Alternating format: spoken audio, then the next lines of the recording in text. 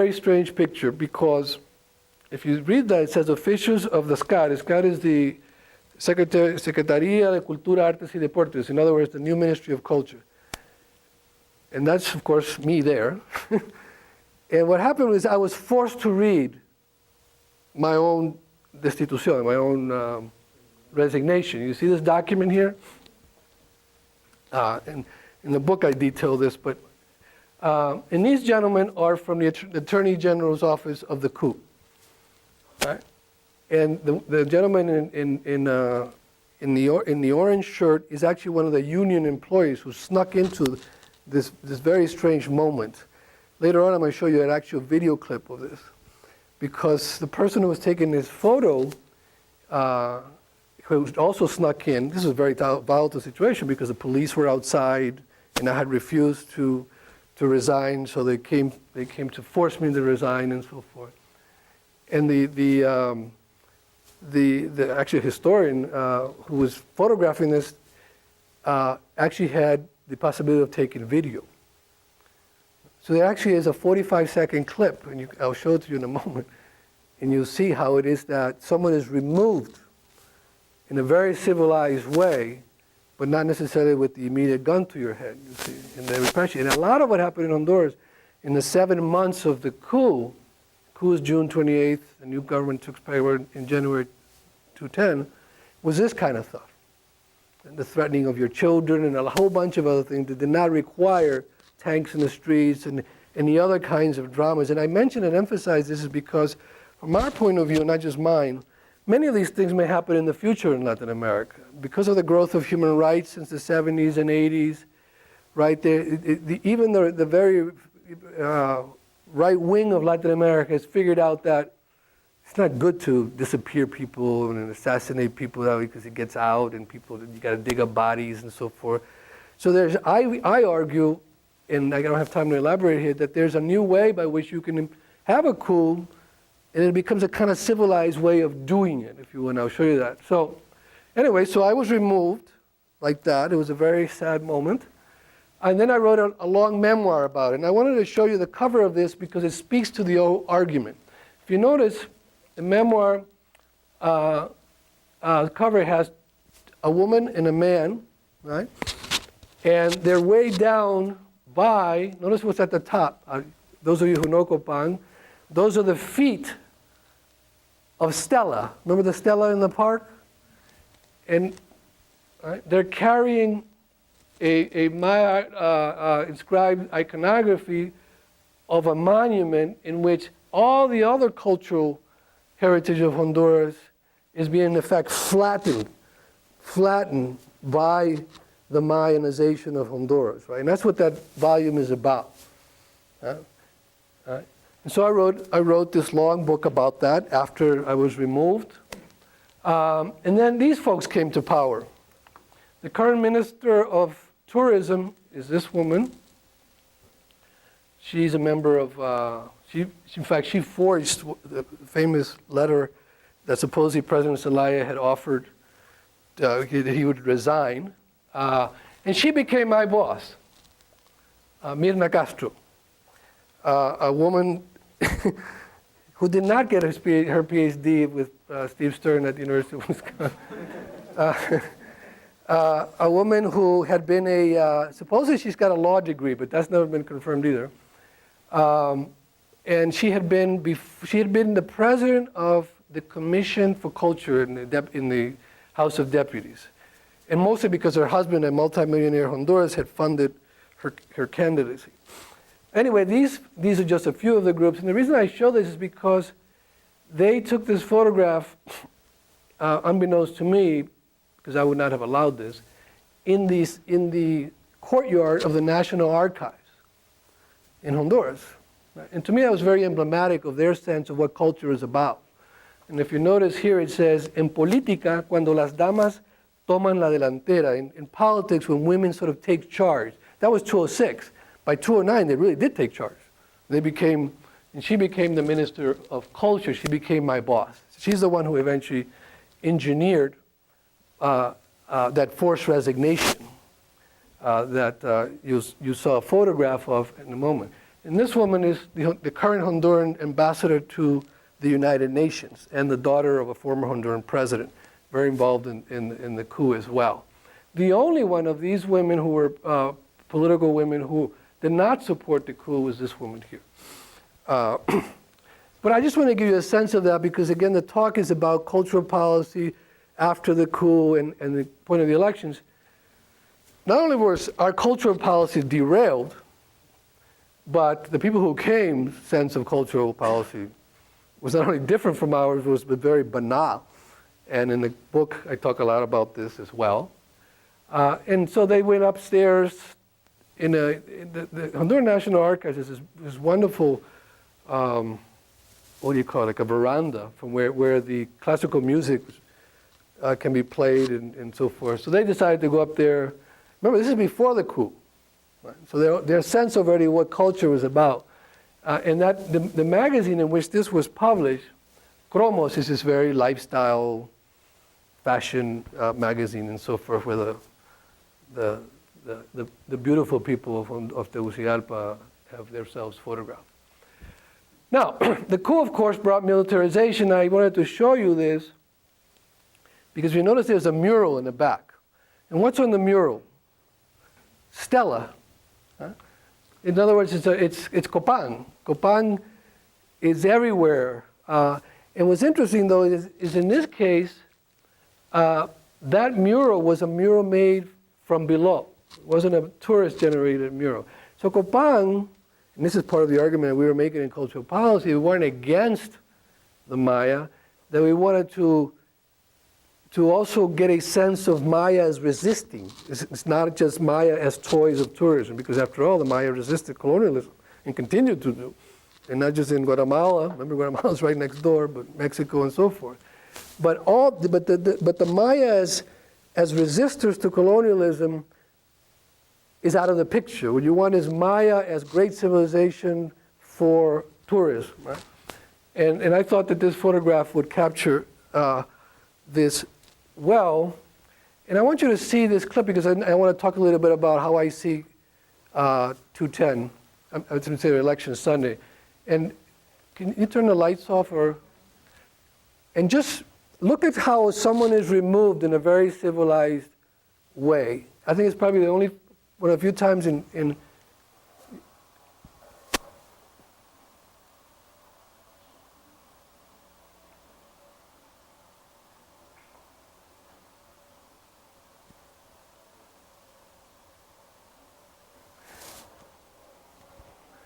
pay attention to this.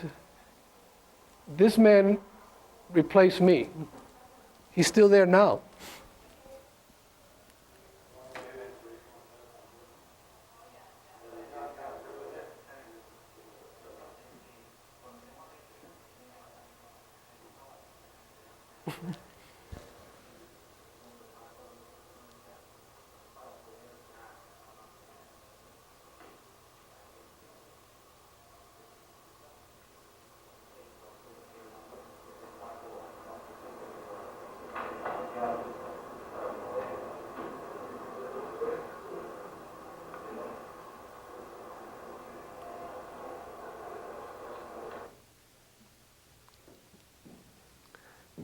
So what he's telling me is, now that I decided, I could go into as to why I decided to do this, had to do a lot with my family security and my employee security, and plus there were police outside, so, you know, and many other things had happened, so I decided to do it. But I also wanted to, and I think the great tradition of historians, document.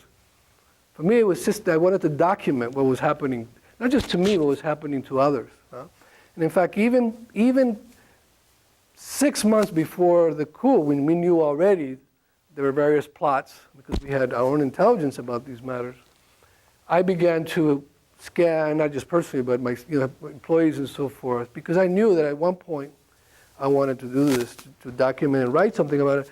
But I didn't know that one of my own employees would film my own sort of demise, which was kind of strange. I want to go to the next clip. And this is in Spanish, but I don't know if someone can help me translate this, because I want to shift to what's going to happen in 210. Julio Escoto is a very famous Honduran writer, and he says, entonces, okay, uh, ante la llamada, against the cultural, official culture, or its lack of, what do we propose? In other words, he's saying, okay, the coup has generated an official culture that is banal and so forth and so on, but what do we propose? Meaning the new resistance movement, including the party that was established and that's going to run in the elections in Sunday. And he says, do we propose, and he's asking, libelos, pamphlets, broadsides or sheets, poorly written proclamations, pasquines, ¿cómo sería pasquines? Flyers, political flyers, with, this is a wonderful, translating this is difficult, those with a smell of 19th century crypts, of conspiracies generated by the gestures of basically pupils or students without experience. Who's going to take that seriously? The point he's trying to make is that what is going to be the new cultural policy? You can't just say Mirna Castro is an idiot and the other one is a fascist and so forth and so on. You've got to have a cultural policy. And Julio Escoto, who is Honduras' in my view, most important living novelist, is very concerned that as we are moving into the Sunday elections, the current party, Libre, which came out of the Frente Nacional de Resistencia Popular, the National Front of Popular Resistance, does not have a coherent cultural policy to propose. Yeah? This is a poster that they put out a few weeks ago, and they held a como una conferencia, a conference on called Rethinking Culture, in which artists and historians and poets and musicians, most of whom have resisted the coup, but who have not thought, my view is, systematically of how to implement a cultural policy that deals with the realities of the fact that you have a Ministry of Culture, which has very little money, a Institute of Anthropology and History with also very little money and very much dependent on foreign money, and a population who likes music and so forth and so on, but who also has health and education as their major priorities.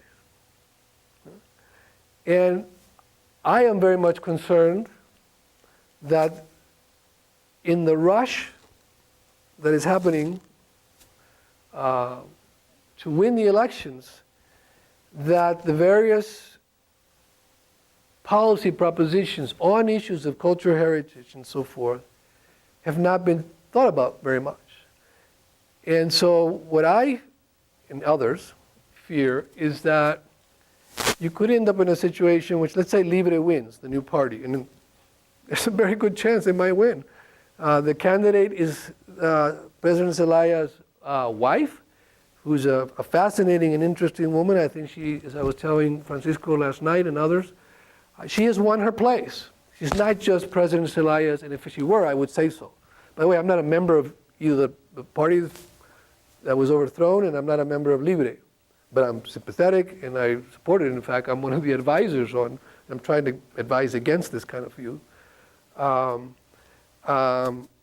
There's a very good chance that she will win, but there's also a good chance that the cultural propositions and impulses of lots of people in Libre are very sectarian and reductionist about what culture is. You have people in there who, for example, who hark back to the realism of the Stalinist period. You have people who cultural views do not include the diversity of sexual orientation, for example. Now, many of these people will not only do consider themselves very much in some version of the left, but these are not people who have read Gramsci, and to say nothing of the postmodernists. And so their sense of culture is very, very sectarian and square in many, many ways. Not all of them, but I'm just saying that for someone who pretends to know this context quite well, I'm very concerned about it. And so I would urge you to be thinking about these matters as Latin Americanists, as someone who care about a small country like Honduras, to be looking at the elections next Sunday, because I am very concerned, and so is Pastor Fasquel and many others, that if Libre wins, at least on cultural policy, the way we were trying to do things may not be very much appreciated. In fact, it may be seen as too egg-heady, as they say in the United States, right? Too many Ph.D. people hanging around, because they have too many degrees. They don't see what the people see, kind of thing. And I think we're going to see what happens on Sunday. And for me, it's not only an academic and intellectual consideration, but it's a very personal situation, because we lost friends in this matter, besides discomforts of various sorts. I think I'm going to stop here, maybe opening up to a discussion. Thank you for listening to us.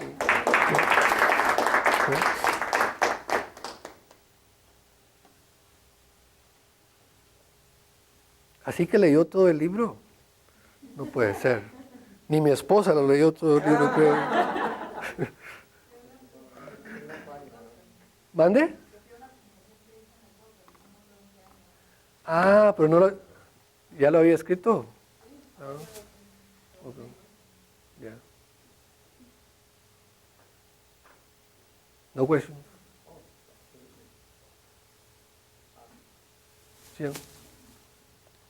I'm interested in what that forum that you mentioned at the end is proposing as national cultural policy. Es un plan nacional de cultura y socialista y democrático. Okay, fine. And it could be socialista y democrático and do the things that you were trying to do. Sure. Right? So in what ways is it different?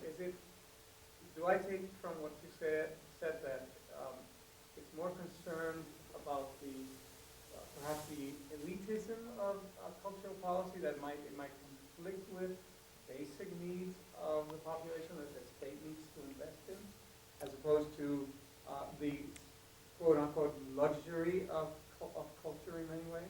And if so, it seems like it's harkening back to the old, Mayanista policies, in that it is that type of culture that needs to be preserved and cared for, but not necessarily what you were trying to do. And I think Alberto and I and some others here have the advantage of having seen the first part of your... Yeah, you didn't see the document, the others here. The first video that you have in which you explain stepwise what the cultural policy at the time was, which had to do with advancing minorities, ethnic and racial minorities' rights and ability to sort of self-govern, or at least not self-govern, but have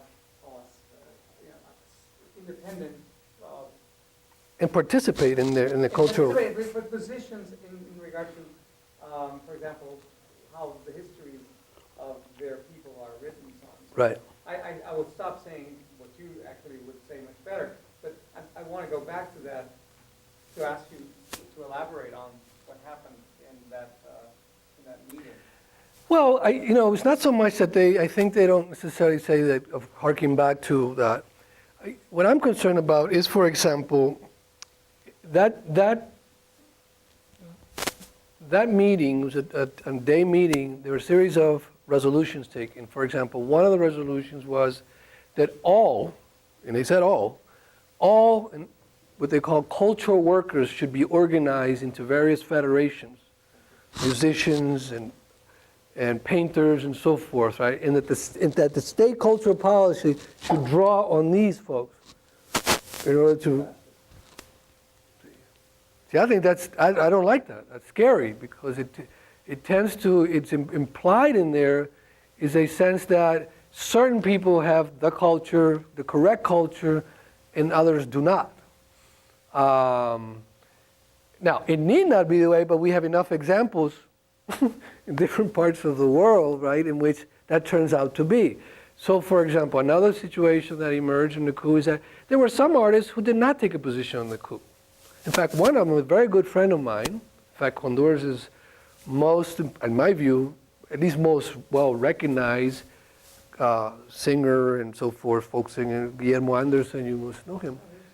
Well, Guillermo is a good friend of mine. We were working, in fact, on a book together when the coup came. And so for Guillermo, and very few people, in fact, almost no one knows about this, but even when he came out, when he actually said something about the coup, we had a long conversation about that evening when he was generating that.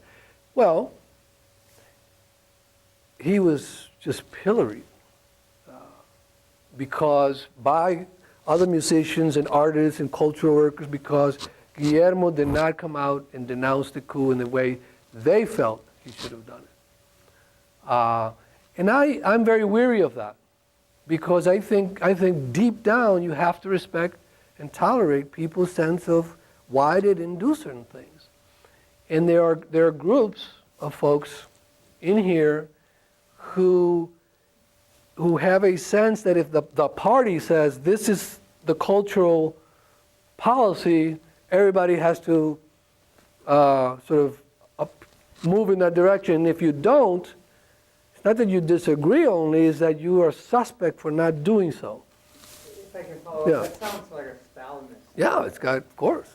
And I wonder if you could talk a little bit about what forces are at play here. I mean, obviously there are political and labor union forces that have been brewing Sure. and coalescing and so on. Could you talk a little bit about what actually produces this kind of?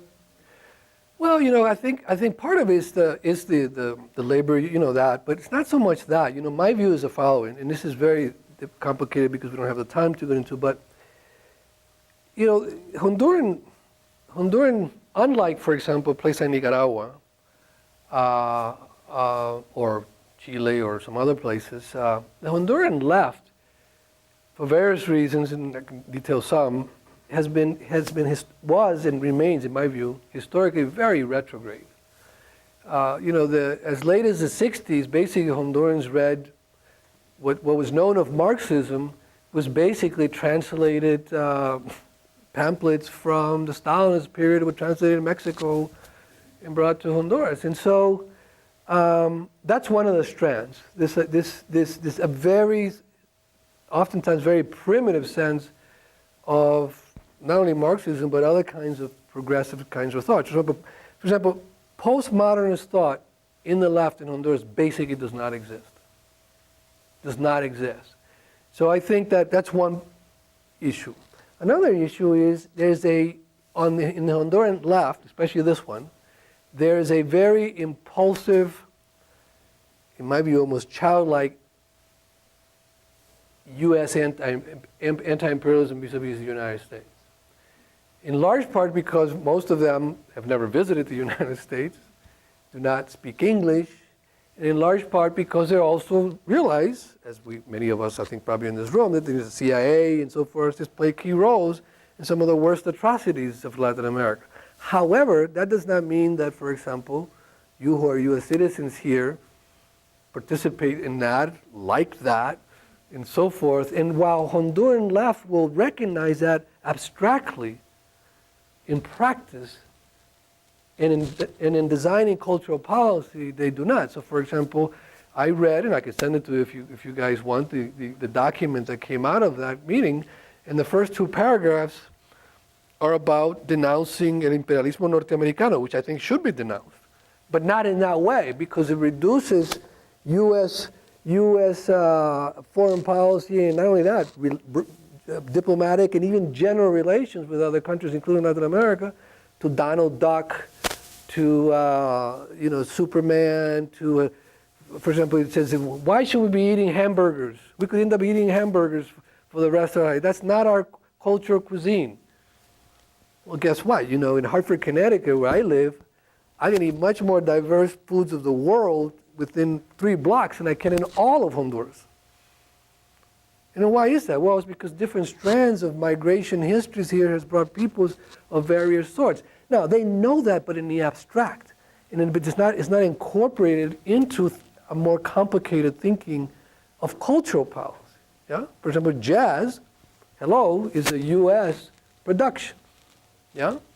It wasn't created in Europe or Latin America. Well, what explains that?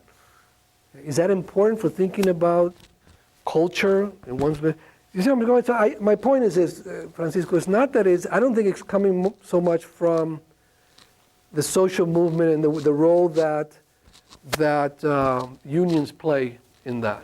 I think it's more the folks, because I know them all. I mean, not all of them, but I know 90% of the people who were there. And not only do I know them on paper, but I've had conversations. In fact, quite a number of them, for example, when I stayed, when I was removed a month and a half after the coup. So there were people who doubted my commitment to being against the coup, because, including some of those friends, say, well, why is Dario still there? Why is he in alliance clandestinely with coup people, right?